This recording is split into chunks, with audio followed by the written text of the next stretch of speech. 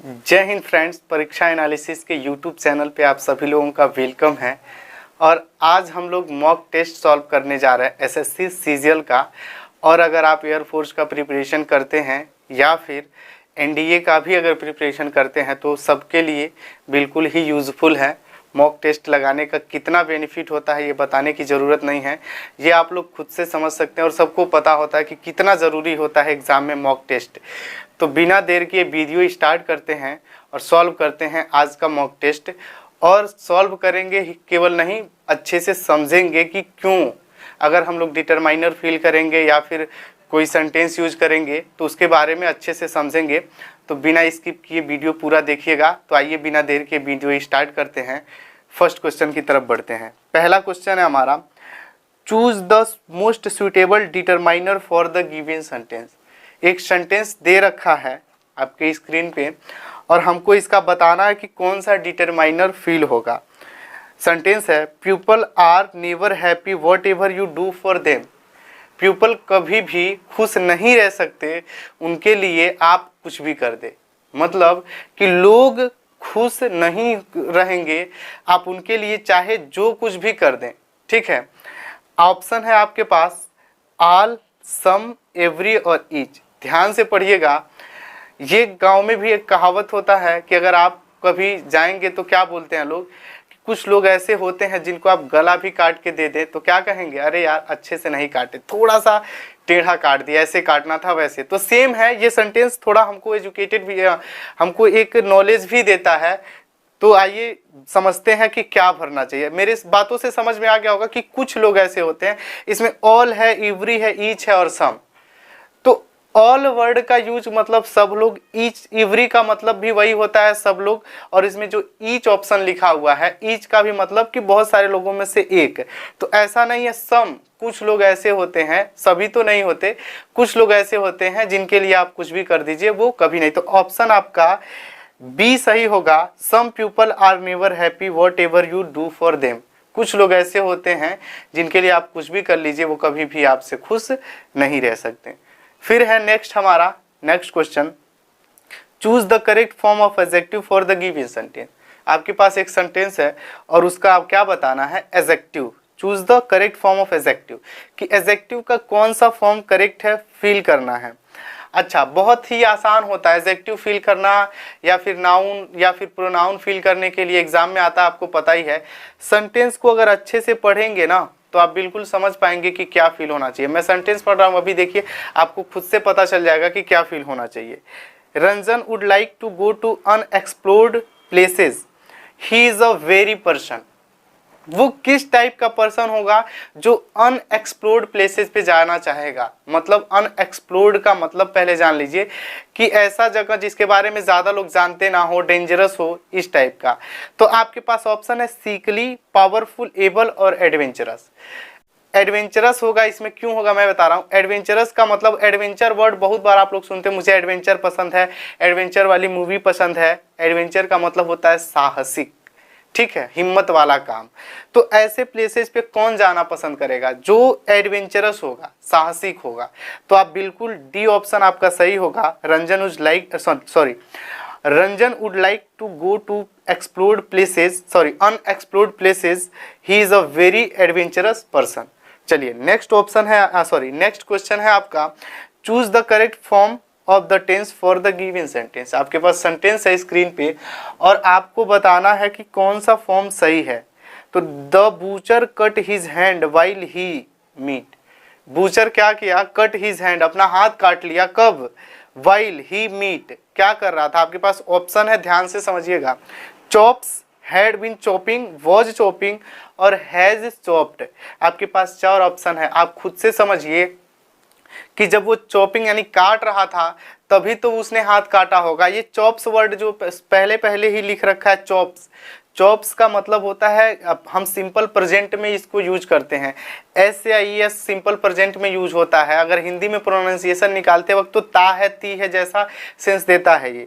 तो अगर ये बताइए कि वाइल ही चॉप्स मीट अगर हम फील कर दें, यानी कि वो जब भी मीट काटता है तभी हाथ काट लेता है, ऐसा हो सकता है क्या? नहीं, एक बार यानी जब काट रहा था तब कट गया, तो ऐसा सिचुएशन होगा कि काट रहा था होना चाहिए। तो रहा था यानी कि वॉज चॉपिंग होना चाहिए। ऑप्शन आपका सी होगा। क्या होगा? Was chopping. The butcher cut his hand while he was chopping meat. जब वो क्या कर रहा था? मीट काट रहा था, तो उसने अपना क्या किया? हाथ काट लिया। चलिए नेक्स्ट है आपके पास, choose the best sentence starter from the given option. एक सेंटेंस स्टार्टर बताना है कि कौन सा सेंटेंस स्टार्टर सही होगा। स्टार्टर वर्ड किसी को बताने की ज़रूरत नहीं है, आप सभी लोग जानते होंगे। स्टार्टर का मतलब शुरू करने वाला। स्टार्टर वर्ड क्या हो सकते हैं? जैसे आल्दो, हेंस, ये सब इस टाइप के जिसको हम स्टार्ट में यूज करते हैं। इसमें सारे जैसे एवरी, ईच, ये सब भी आते हैं किसमें? स्टार्टर वर्ड ही होते हैं। तो आपके पास ऑप्शन है, पहले तो क्वेश्चन पढ़ते, ही failed in his attempt it was unfortunate. वह अपने अटेम्प्ट में फेल हो गया, और लिखा हुआ है इट वॉज अनफॉर्चुनेट। यह क्या था? दुर्भाग्य था। इट वॉज अनफॉर्चुनेट, यह दुर्भाग्य था। तो आप खुद से देखिए, आल्दो है ड्यू टू, अनफॉर्चुनेटली और फॉर्चुनेटली। एक वर्ड इसमें लिखा हुआ लास्ट में फॉर्चुनेटली। आप खुद से सोचिए कि वो इट वॉज अनफॉर्चुनेट, यह दुर्भाग्य था, तो इसका मतलब दुर्भाग्य से ही यानी कि अनफॉर्चुनेट से ही रिलेटेड कोई वर्ड होना चाहिए। तो एक फॉर्चुनेट लिखा है, ये बताइए कि जिसका भाग्य, फॉर्चुनेट का मतलब भाग्यवश, तो अगर उसके पास भाग्यवश वो फेल क्यों होगा? तो यानी कि आप बी ऑप्शन सही होगा, अनफॉर्चुनेटली।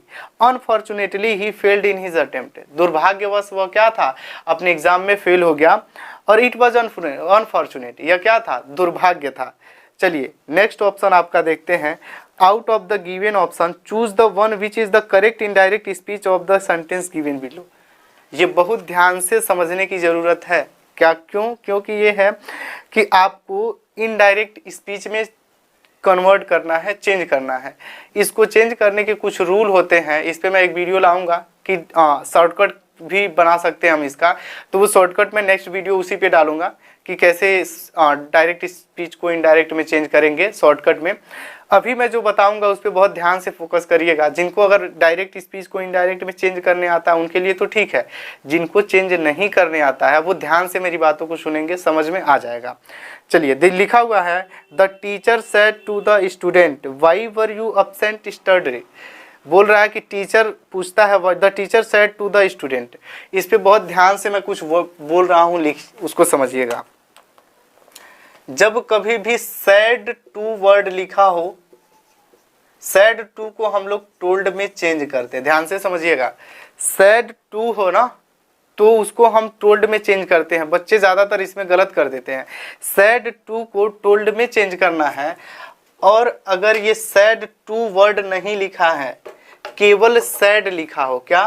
केवल सैड लिखा हुआ है, तो हम जब इनडायरेक्ट स्पीच बनाएंगे, डायरेक्ट का इनडायरेक्ट, तो ऐसे सिचुएशन में हम केवल सैड वाले वर्ड में सैड से ही बनाएंगे। जैसे ही सैड एटसेट्रा, कोई एक इनडायरेक्ट स्पीच होगा, तो जब हम इसको बनाएंगे तो ही टोल्ड नहीं, उसमें भी ही सैड दैट से बनाएंगे। लेकिन अगर सैड टू है तो इसको हम टोल्ड में चेंज करेंगे। तो आपके पास क्या लिखा हुआ है, the teacher said to the student, तो क्या बनेगा? द टीचर क्या हो जाएगा? अच्छा, why were you absent study, तुम कल अब्सेंट क्यों थे? ये बता रहा है कि उससे पूछ रहा है ना, ऑर्डर नहीं दे रहा। ऑर्डर होता है तो ऑर्डर लिखते हैं, उस पर हम बात करेंगे। ऑर्डर भी नहीं दे रहा है, क्या कर रहा है? पूछ रहा है, तो इसके लिए आस्क्ड वर्ड यूज करेंगे। सेड टू को टोल्ड में चेंज करते हैं, लेकिन अभी ये पूछ रहा है, इसलिए ऐसे सिचुएशन में आस्क्ड का यूज करेंगे। तो आप ध्यान से देखिएगा, the teacher asked the student, इतना तो ठीक है। Which is the teacher said to the student, तो the teacher asked why were you absent. Why word हो, इस पे फोकस करिएगा। वाई लिखा हुआ है,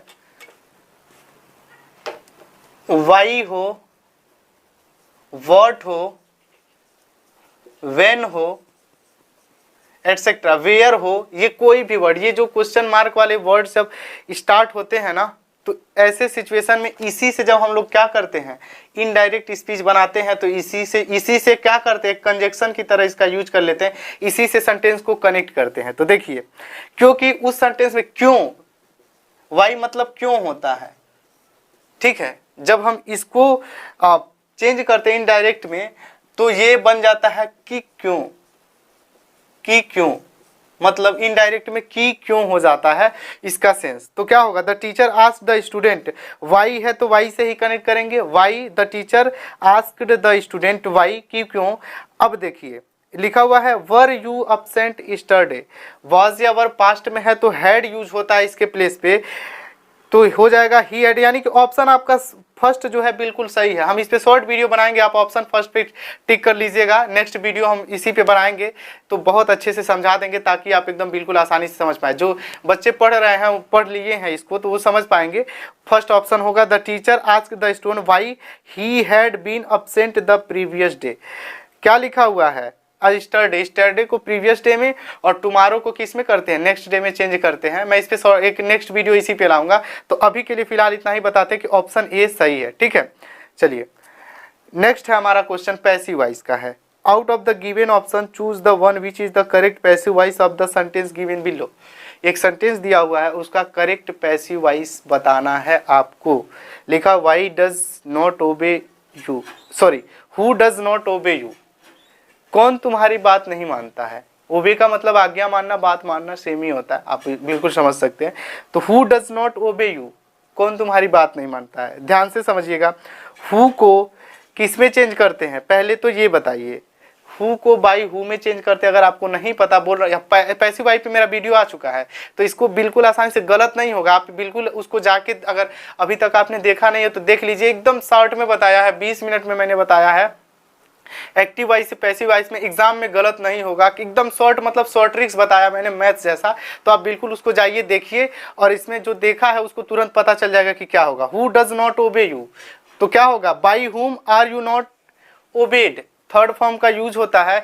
और कैसे चेंज करते हैं, बिना पहले का वीडियो वही है, आप देख सकते हैं।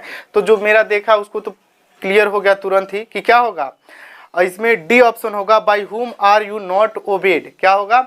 तो इसका ऑप्शन आपका डी सही हो जाएगा। करेक्ट फॉर्म बताना है कि कौन सा फॉर्म करेक्ट है। तो चलिए स्टार्ट करते हैं।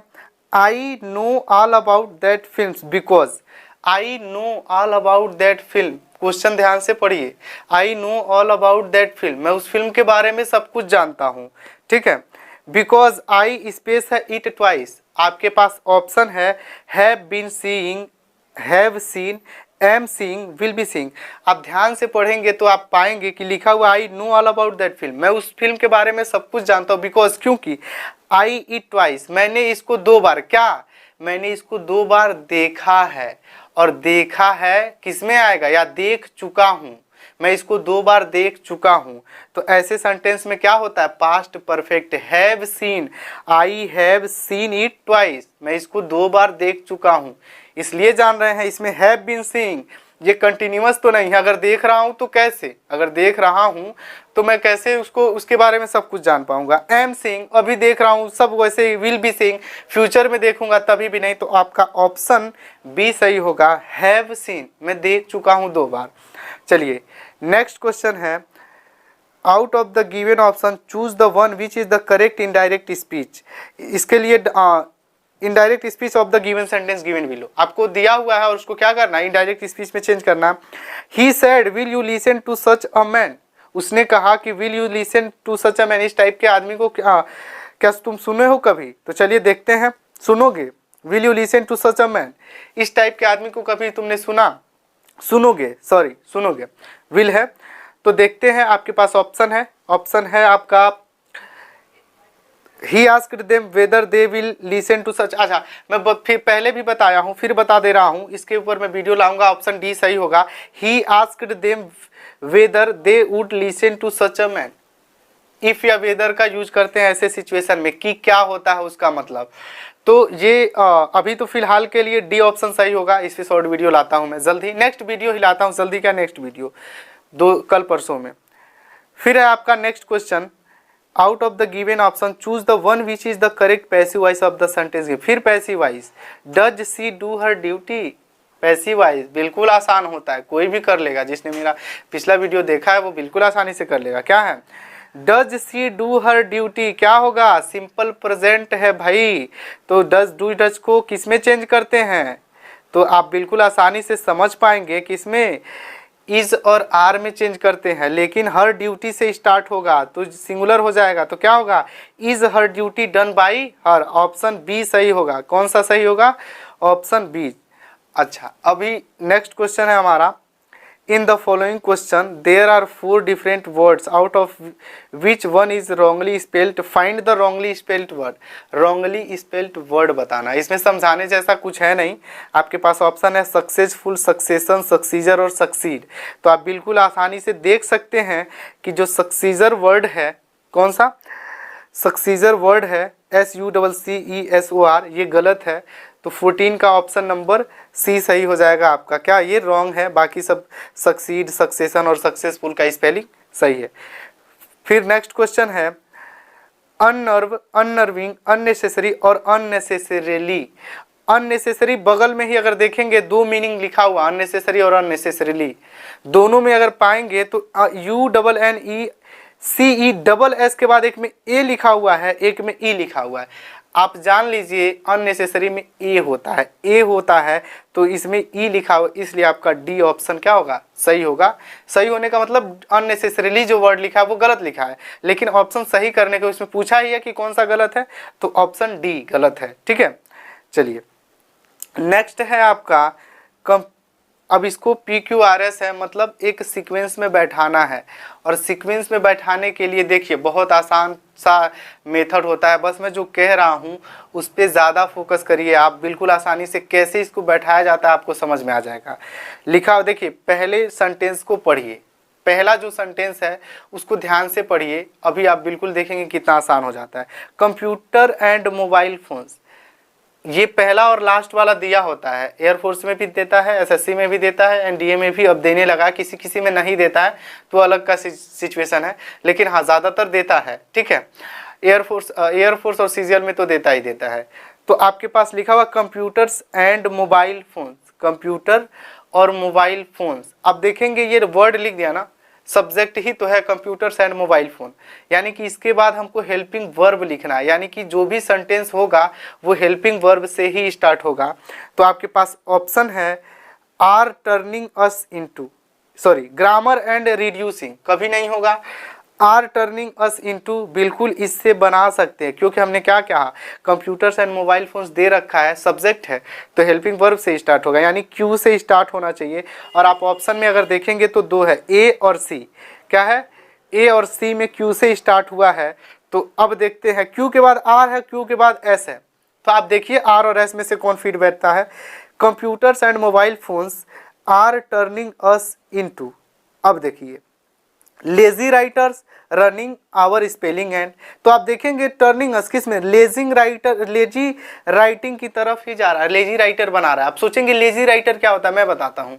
आप गुड नाइट को मैसेज करते हैं GN, गुड नाइट को GN लिख के छोड़ देते हैं, ये होता है लेजी राइटिंग। क्या होता है, अगर आपको गुड मॉर्निंग विश करना है GM लिख देंगे, हो गया गुड मॉर्निंग।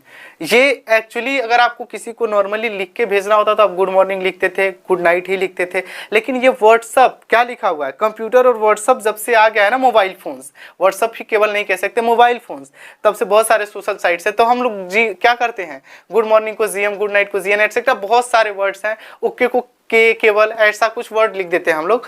तो ये क्या कर रहा है, लेजी राइटर बना रहा है। तो आपका ऑप्शन कौन सा सही होगा, ए, क्योंकि मैं पहले ही बता दिया क्या होगा, क्यू से ही स्टार्ट होगा। आर और एस में देखना था, सेकंड ऑप्शन एक में आर था एक में एस था, तो आर बचे क्या होगा, लेजी राइटर्स होगा। तो ऑप्शन ए आपका सही है, QRSP। आप बिल्कुल सेंटेंस बैठा लीजिएगा, बिल्कुल आसानी से बैठ जाएगा।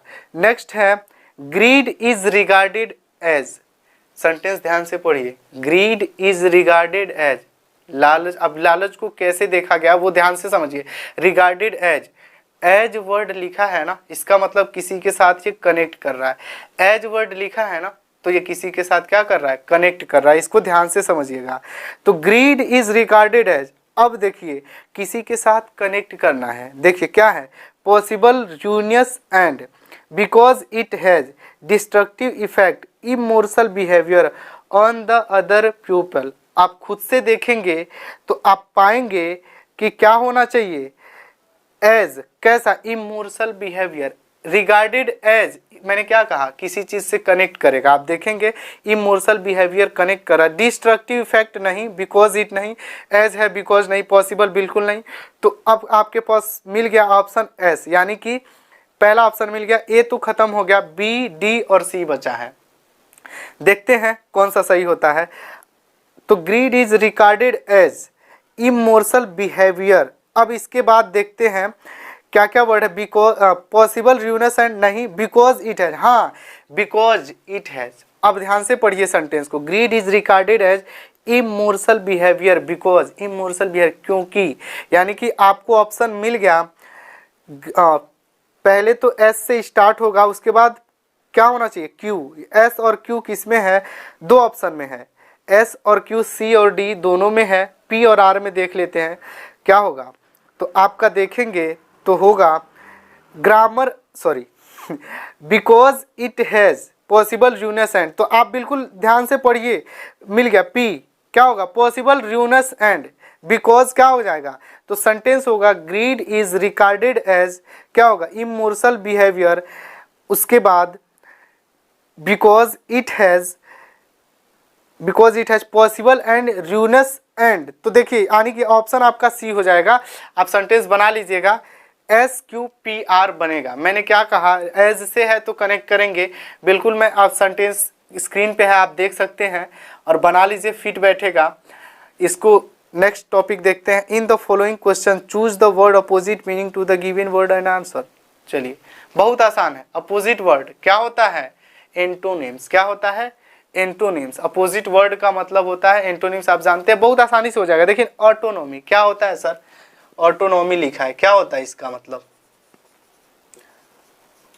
ऑटोनॉमी, ऑटोनॉमी मतलब क्या होता है, खुद से फ्री होना। क्या, खुद में फ्री होना, अपने आप में फ्री होना, ऑटोनॉमी का मतलब होता है। स्लेवरी, अब देखिए फ्री होना का क्या हो जाएगा, बंदी होना, ठीक है।